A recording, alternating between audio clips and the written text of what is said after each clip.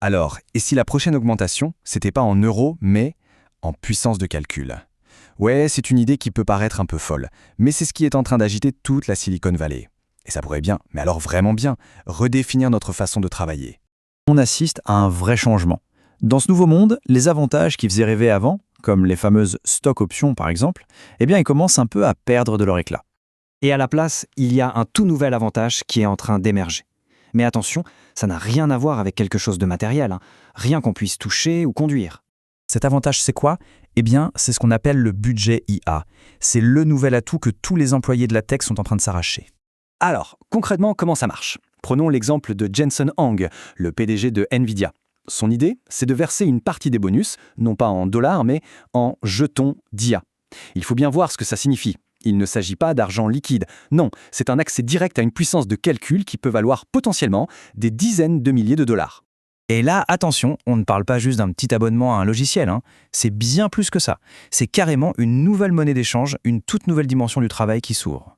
Pour situer un peu, la plupart d'entre nous, on connaît l'IA via des abonnements qui tournent autour de 20 € par mois. C'est super pratique, il n'y a pas de doute, mais ce n'est absolument rien comparé à ce dont on parle ici. Parce que là, on change complètement, mais alors complètement d'échelle. Avec un budget IA massif, l'idée n'est plus de se contenter de poser des questions à une machine. Non, on lui confie de vraies missions. C'est exactement ça, le concept d'IA agentique. L'idée, ce n'est plus de discuter avec un chatbot. C'est de déployer des systèmes d'IA qui sont autonomes, de vrais agents qui peuvent travailler en continu, 24 heures sur 24, 7 jours sur 7. Pour le dire simplement, c'est comme si on ne travaillait plus seul. C'est comme si on devenait le manager de sa propre équipe, mais une équipe entièrement numérique. Alors pour mettre ça en perspective, Nvidia compte aujourd'hui environ 42 000 employés humains. D'ailleurs, ils les appellent leurs employés biologiques. Et ce chiffre 42 000, il est important pour ce qui va suivre. Parce que voilà la vision du PDG Jensen Huang. Il dit que bientôt, ces employés humains seront rejoints par des centaines de milliers d'employés numériques. On parle de centaines de milliers. L'échelle est juste gigantesque. On voit bien que c'est un changement de paradigme complet, total.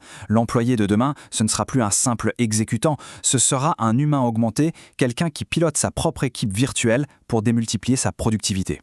Et on pourrait penser que c'est de la science-fiction, mais pas du tout. Cette vision, elle a déjà un impact très très concret sur le marché du travail, et même sur les entretiens d'embauche. En fait, le budget IA est en train de devenir un véritable point de négociation. Des recruteurs, par exemple chez OpenAI, racontent que les candidats ne se contentent plus de parler salaire. Non, maintenant ils demandent « Ok, mais quel sera mon budget IA pour pouvoir mener à bien mes missions ?» Et la conséquence directe de tout ça, eh bien, la capacité à bien utiliser ce budget, à former et à gérer efficacement sa propre équipe d'agents virtuels, ça devient une compétence professionnelle essentielle, une compétence clé qui est de plus en plus recherchée. Mais attention, il ne faut pas croire que ça ne concerne que les codeurs ou les ingénieurs dans la tech. Loin de là. Cette tendance, elle est vraiment vouée à s'étendre à de très très nombreux autres secteurs. Imaginons un peu. Des avocats qui pourraient déployer des agents pour analyser des milliers de cas juridiques en quelques minutes. Ou bien des équipes de vente qui automatisent toute leur prospection 24 heures sur 24. Ou encore des journalistes qui surveillent les infos du monde entier en temps réel. Le potentiel est juste immense, et ce, dans quasiment tous les métiers. Et tout ça, ça nous amène à une conclusion assez simple finalement. Dans le futur, recevoir un bonus en puissance IA, ça pourrait devenir aussi banal, aussi courant que de recevoir des tickets restaurants. Et ça nous laisse avec une question assez fascinante. L'employé de demain, est-ce qu'il sera défini par ce qu'il peut faire tout seul, ou plutôt par sa capacité à piloter sa propre armée de travailleurs numériques? L'avenir du travail, il est peut-être déjà en train de s'écrire là, sous nos yeux.